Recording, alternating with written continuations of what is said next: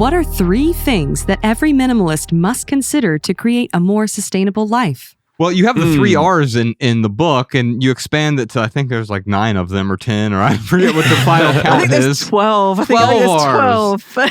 And so I don't like this sort of overly simplistic level of thinking. If I just do these 3 things, but then, of course, there is sort of the 80-20 rule, where it's like, what is the low-hanging fruit here? Mm-hmm. And so maybe you could talk about 3 things for your average person, or a handful of things that would make sense to live a more environmentally friendly life. Sure. Oh, wow. That's a big question. The first thing I would say to people is do an audit of the way that you live.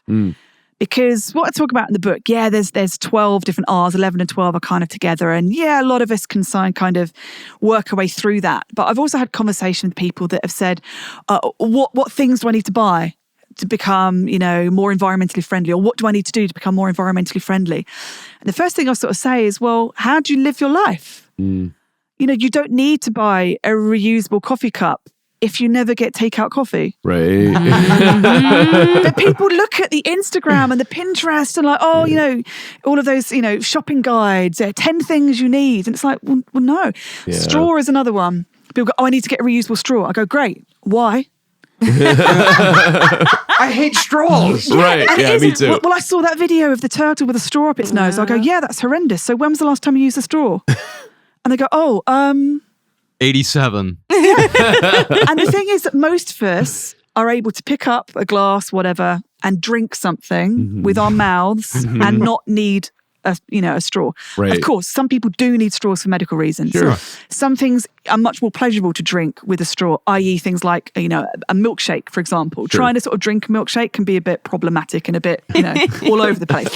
But most of us don't need a straw most of the time. So a thing like that, the first thing I'd say is do an audit of your life. Okay. What do you need? Yeah. And also what you don't need. So like we say, refusal is like the first R. Refusing, what don't you need? Yeah. Then you can start to think about what you can reduce. Okay, right. So I've done the refusing.